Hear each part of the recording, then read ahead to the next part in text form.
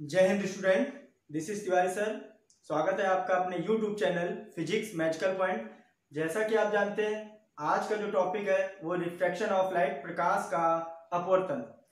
और जिन बच्चों ने नोट्स नहीं बनाए वो कॉपी और पेन लेकर बैठ जाएं, क्योंकि जो टॉपिक आज रिफ्रैक्शन ऑफ लाइट है, प्रकाश का अपवर्तन, ये कभी आपको लाइफ में दोबारा पढ़ने की जरूरत नहीं है, क्योंकि फुल कॉन्सेप्ट और ट्रिक के साथ ये चैप्टर जो है मैं आज पढ़ाऊंगा और आपके माइंड से कभी जाएगा नहीं। इसलिए ध्यान से कॉपी और पेन लेकर नोट्स बनाइए। टॉपिक है प्रकाश का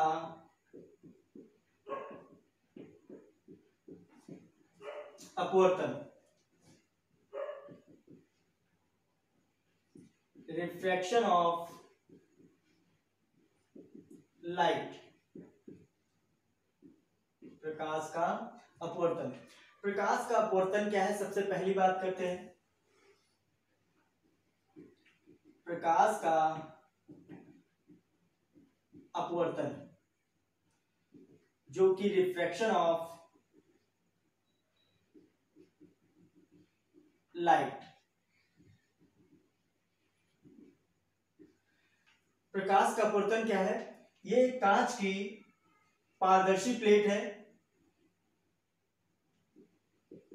कांच की पारदर्शी समतल प्लेट, जिसके ऊपर का माध्यम है फर्स्ट और नीचे का माध्यम जो है वो सेकेंड है। इसमें कोई प्रकाश किरण फर्स्ट मीडियम पहले माध्यम से आती है और कांच के सरफेस के जिस पॉइंट पर पड़ती है उसी पॉइंट से आप अभिलंब खींचते हैं। किसी ऊपर के माध्यम से कोई प्रकाश किरण आती है और कांच के सरफेस के जिस पॉइंट पर पड़ती है उसी पॉइंट से हमने क्या खींचा? अभिलंब, जो कि नॉर्मल अभिलंब।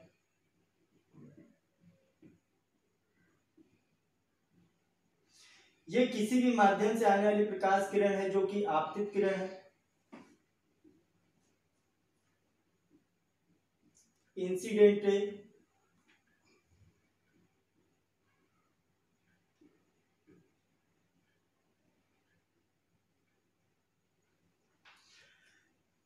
तो प्रकाश का अपवर्तन क्या है? जब कोई प्रकाश किरण एक माध्यम से दूसरे माध्यम में जाती है तो वो अपने मार्ग से विचलित हो जाती है, मतलब वो अपने मार्ग से हट जाती है। या तो वो अभिलंब के समीप आ जाती है या तो वो अभिलंब से दूर हट जाती है। तो जब कोई प्रकाश किरण एक माध्यम से दूसरे माध्यम में जाती है तो वो अपने मार्ग से क्या हो जाती है? विचलित हो जाती है। और प्रकाश किरण का अपने मार्ग से विचलित हो जाने की जो घटना होती है वो प्रकाश का अपवर्तन कहलाती है। जैसे हमने मान लिया ऊपर का जो माध्यम है एयर मीडियम है जो कि वायु का, और नीचे का जो माध्यम हमने सेकेंड मीडियम लिया है वो आपका हमने ले लिया है जो कि एक ग्लास है, कांच का।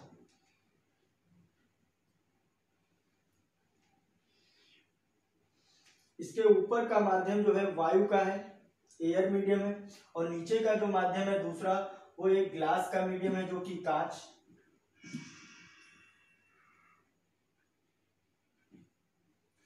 पहले माध्यम वायु के माध्यम से प्रकाश किरण आती है और कांच के पृष्ठ के जिस बिंदु पर पड़ती है उसी बिंदु से अभिलंब खींच दिया।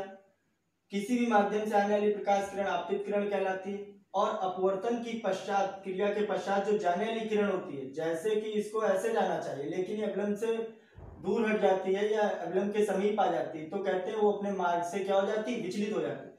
अब कांच क्या है? तो कांच के ध्यान रखिएगा, जब वो वायु से कांच में जाती है तो वो अभिलंब के समीप आ जाती है, क्योंकि वायु जो है वो विरल माध्यम है, कांच जो है वो सघन माध्यम।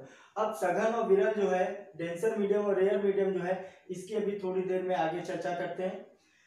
तो ये अपने मार्ग से क्या हो गई? विचलित हो गई। और प्रकाश किरण का अपने मार्ग से विचलित हो जाने की जो घटना होती है उसी को प्रकाश का अपवर्तन कहते हैं। ये अपवर्तन की क्रिया के पश्चात जो जाने वाली किरण होती है उसे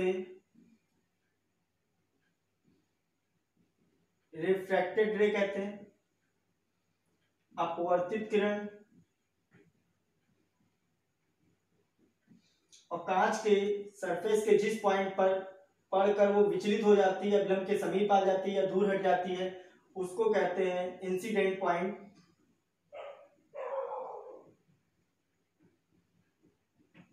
आपतन बिंदु, आपतन बिंदु।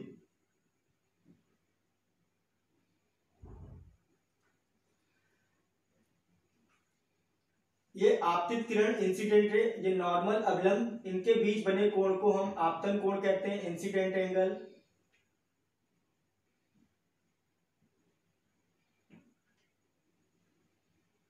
इंसिडेंट एंगल, आपतन कोण।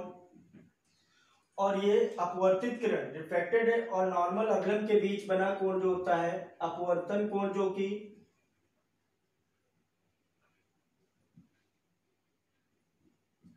रिफ्रैक्टेड एंगल,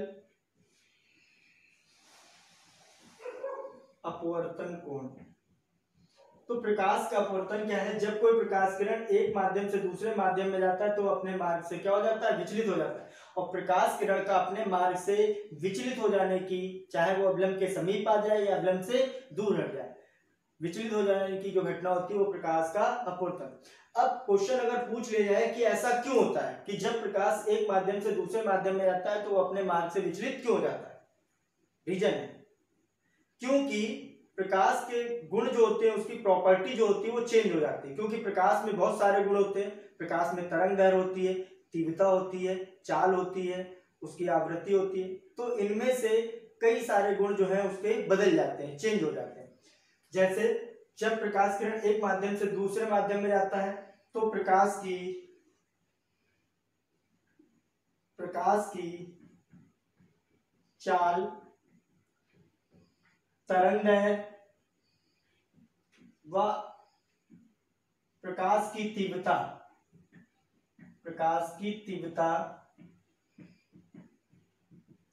बदल जाती है। बट प्रकाश की आवृत्ति नहीं बदलती। तो याद रखिएगा, ये क्वेश्चन कई बार बोर्ड पेपर में आया हुआ है 12th में, और एयरफोर्स में अभी तक यह नहीं आया हुआ है कि प्रकाश के अपवर्तन की घटना में कौन सी राशि जो है वो अपरिवर्तित रहती है। तो प्रकाश के अपवर्तन की घटना में प्रकाश की आवृत्ति जो है वो अपरिवर्तित रहती है। मतलब जब प्रकाश किरण वायु से कांच में या वायु से जल में या जल से कांच में जब जाता है तो प्रकाश की आवृत्ति जो है वो नहीं बदलती। बाकी सारे गुण प्रकाश के जो बदल जाते हैं, जैसे प्रकाश की चाल, प्रकाश की तरंग दैर्घ्य, प्रकाश की तीव्रता जो है वो चेंज हो जाती है। मतलब लाइट ऑफ, ध्यान रखिए, स्पीड, वेवलेंथ और उसकी इंटेंसिटी लाइट की वो क्या हो जाती है? चेंज होता है। लेकिन उसकी फ्रीक्वेंसी जो होती है प्रकाश की लाइट की वो चेंज नहीं होती। अब बात करते हैं प्रकाश के अपवर्तन के नियम। तो प्रकाश के अपवर्तन के 2 बेसिक नियम है। प्रकाश के अपवर्तन के 2 बेसिक नियम है। और कौन कौन से हैं 2 बेसिक नियम? तो आगे बात करते हैं प्रकाश के अपवर्तन के 2 बेसिक नियम। पहला बेसिक नियम क्या है? आपतित किरण, अपवर्तित किरण और अभिलंब तीनों एक ही तल पर होते हैं। आपतित किरण, अपवर्तित किरण और अभिलंब तीनों एक ही तल पर होते हैं। तो प्रकाश के अपवर्तन के क्या है? 2 नियम है। इसके बेसिक नियम है। नंबर 1, आपतित किरण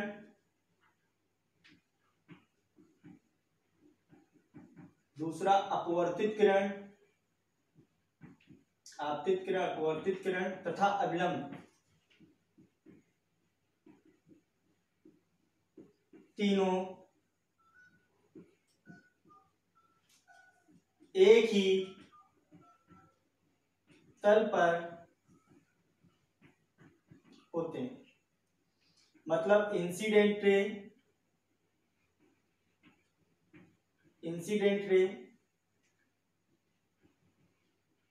रिफ्रैक्टेड रे and normal lie in same plane.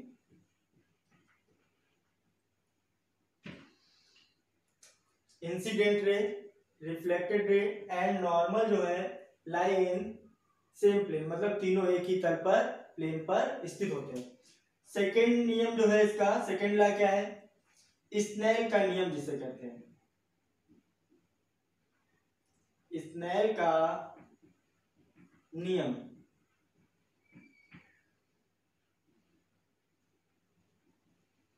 Snell's law, snail का नियम क्या है, किन्हीं दो माध्यमों के लिए, मतलब कांच, जब दो माध्यमों की बात हो तो आप समझ जाइए कि एक कांच के ऊपर है और दूसरा कांच के नीचे। फर्स्ट मीडियम ये है किन्हीं दो माध्यमों के लिए, ये फर्स्ट मीडियम, और ये आपका हो जाएगा सेकेंड मीडियम। तो किन्हीं दो माध्यमों के लिए और किसी निश्चित तरंगदैर्घ्य के प्रकाश के लिए, जैसे किसी माध्यम वायु से आ रही है प्रकाश किरण और कांच के सरफेस के पृष्ठ पर पड़ रही है, जिस बिंदु से प्रकाश किरण पड़ती है उसी बिंदु से क्या खींच देते हैं, अभिलंब। ये आने वाली किरण आपतित किरण है, अभिलंब के साथ जो कोण बनाएगी उसे आपतन कोण, और कांच में जा रही है तो अपने मार्ग से विचलित हो जाएगी, अभिलंब की ओर झुक जाती है, तो ये अपवर्तित किरण अभिलंब के साथ जो कोण बनाएगी उसे अपवर्तन कोण। तो ये आपका है आपतन कोण, इंसिडेंट एंगल, और ये आपका है रिफ्लेक्टेड एंगल, रिफ्लेक्टेड एंगल जो कि अपवर्तन कोण।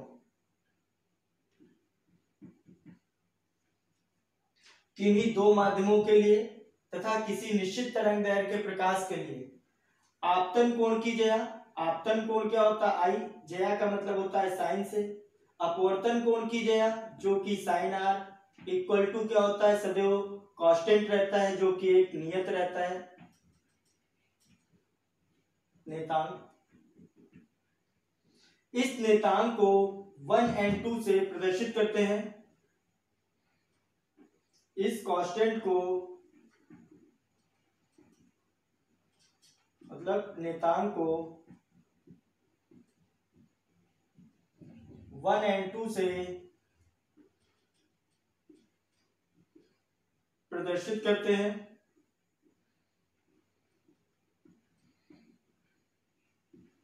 जिसे पहले माध्यम के सापेक्ष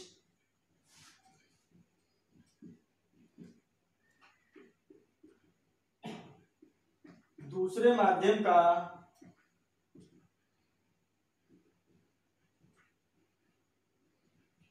अपवर्तनांक कहते हैं,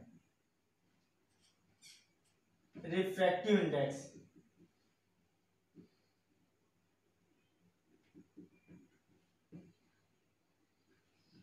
अपवर्तनांक कहते हैं। तो स्नेल का नियम क्या है, किन्हीं दो माध्यमों के लिए और किसी निश्चित तरंगदैर्घ्य के प्रकाश के लिए, किसी निश्चित तरंगदैर्घ्य के प्रकाश का मतलब है किसी एक रंग के प्रकाश के लिए आपतन कोण की जया साइन आई, अपवर्तन कोण की जया साइन आर, इन दोनों का अनुपात जो रहता है वो सदैव क्या रहता है, कांस्टेंट रहता है, नियत रहता है। इसे ही हम स्नेल का नियम कहते हैं। और इस कांस्टेंट को हम ध्यान रखिएगा 1 और 2 से प्रदर्शित करते हैं। 1 और 2 का मतलब क्या है कि जो रे है प्रकाश किरण वो फर्स्ट मीडियम से सेकेंड मीडियम में जा रही है, इसलिए इसे 1 और 2 से क्या किया गया है, डिनोट किया गया है। और पहले जिसे पहले माध्यम के सापेक्ष दूसरे माध्यम का क्या बोलते हैं, अपवर्तनांक बोलते हैं। आगे ध्यान रखिएगा, प्रकाश के अपवर्तन के एग्जाम्पल की बात करते हैं, सामने लिखे हुए बोर्ड पर।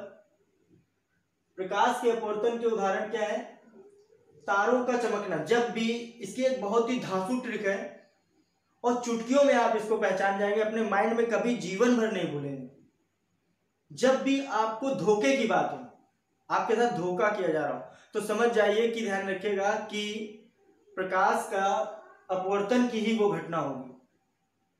जैसे तारों का चमकना, तारे केवल रात में ही चमकते, दिन में नहीं चमकते, मतलब धोखा है। अगर चमकते तो रात में और दिन में दोनों चमकने चाहिए। तो इसलिए प्रकाश के जो अपवर्तन की घटना है तारों का चमकना। दूसरी घटना क्या है, जब भी कभी आप सुबह जल्दी उठिए तो देखिएगा सूर्य नहीं निकला होगा, लेकिन उसके पहले आपको लाल प्रतीत गोला दिखाई पड़ता है।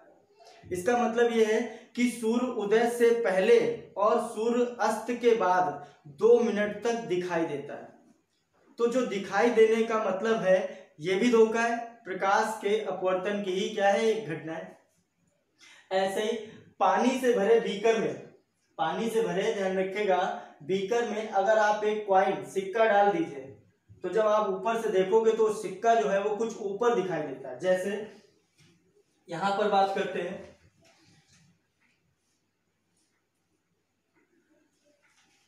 पानी से भरा हमने एक ये बीकर ले लिया,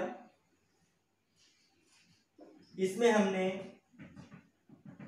पानी भर दिया बीकर में, और सिक्का जो है वो आपका यहां पड़ा हुआ है, और कोई व्यक्ति यहां से आप देख रहा है,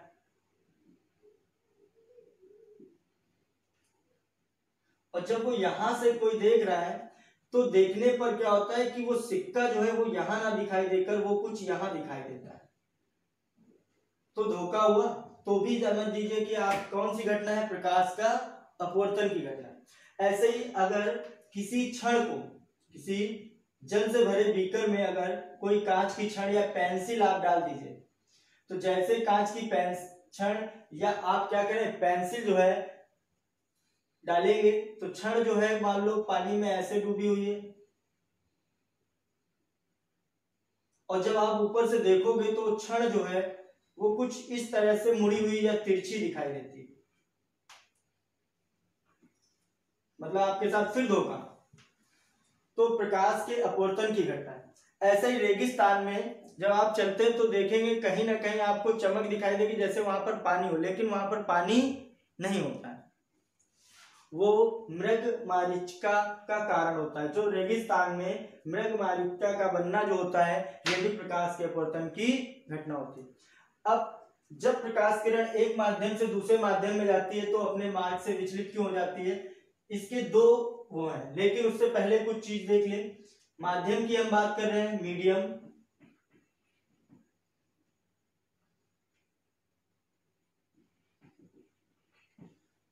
माध्यम दो होते हैं, एक आपका होता है सघन, डेंसर,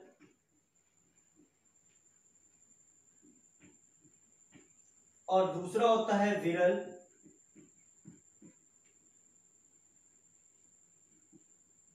रेयर। माध्यम जो है मीडियम दो है, डेंसर और रेयर, मतलब माध्यम दो है, एक सघन है और दूसरा विरल है। सघन का मध्यम मतलब होता है जहां पर माध्यम के अणु जो होते हैं वो पास पास होते हैं, जहां पर माध्यम के अणु पास पास होते हैं वो सघन माध्यम है। जैसे सब्जी मंडी, मेला, वहां भीड़ भाड़ होती है, और जहां भीड़ भाड़ होती है वहां सघन माध्यम, क्योंकि वहां पर आप जाओगे तो आप खुले, जिस तरह से आप एक खुली रोड पर चल सकते हो सड़क पर, उस तरह नहीं चल पाओ, वहां पर आपको कुछ दबना हो। तो लिख दे रहे हैं जहां पर माध्यम, सघन माध्यम क्या है, सघन माध्यम में माध्यम के अणु क्या होते हैं, पास पास होते हैं, और विरल माध्यम में माध्यम के अणु दूर दूर होते हैं। जैसे एक मैदान, खेल का मैदान या एक सुनसान सड़क, ये एक विरल माध्यम है जहां पर माध्यम के अणु क्या होते हैं, दूर दूर।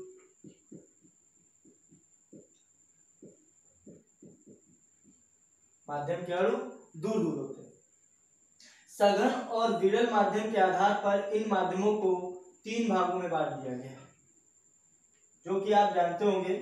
एक होता है वायु, जो कि एयर मीडियम, दूसरा कांच या वायु, दूसरा आपका जल, वाटर, और तीसरा आपका है कांच, जो कि glass.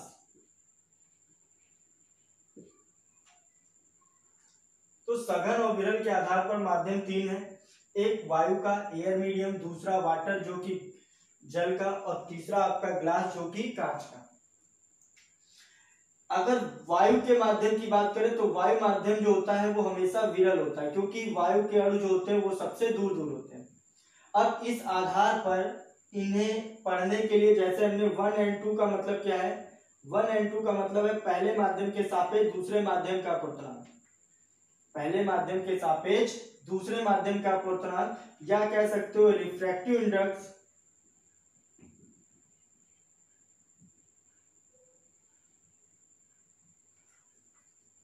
Refractive index of second medium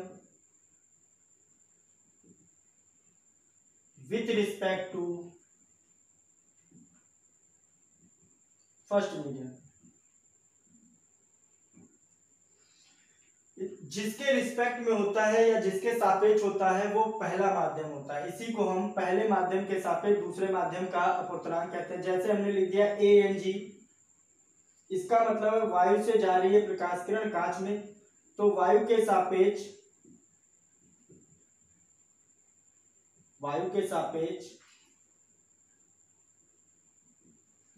कांच का अपवर्तनांक। दूसरा हमने लिख दिया GNW, WNA, ANL, AND,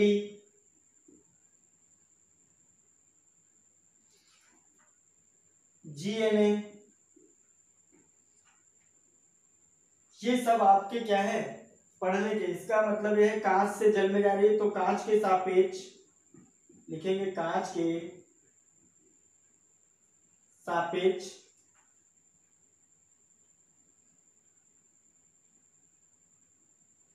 जल का अपवर्तनांक।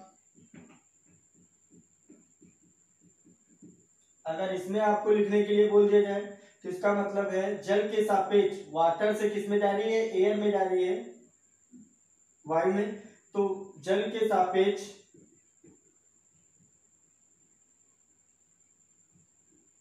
वायु का अपवर्तनांक।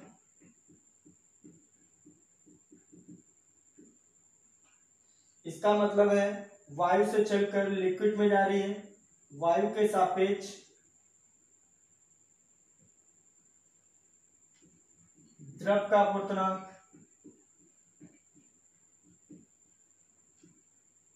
इसका मतलब है वायु के सापेक्ष डायमंड, डी से वायु के सापेक्ष हीरे का अपवर्तनांक।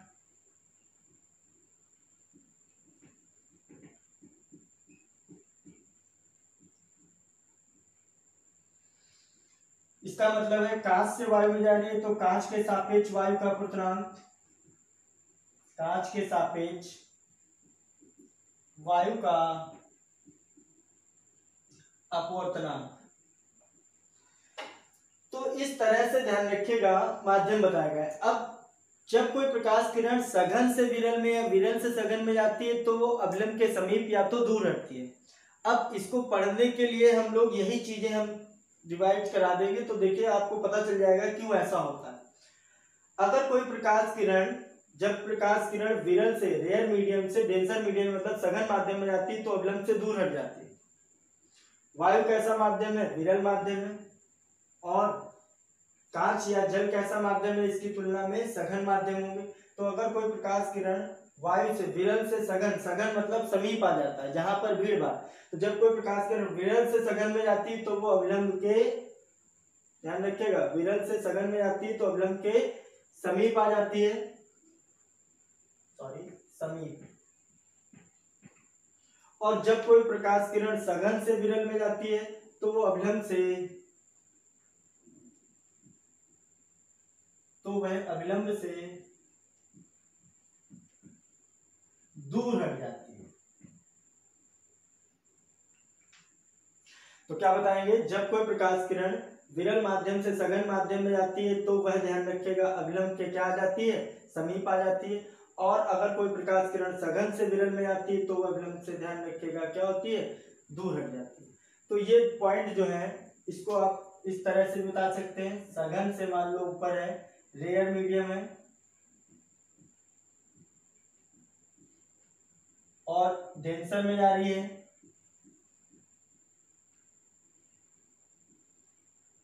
विरल से सघन में जाएगी तो अविलंब से क्या हो जाती है, समीप आ जाती है। दूसरे पार्ट में आप बता सकते हैं कि अगर प्रकाश किरण किससे जा रही है, सघन से विरल में जाएगी, ये डेंसर मीडियम है, तो अविलंब से दूर हट जाती है, रेयर मीडियम है।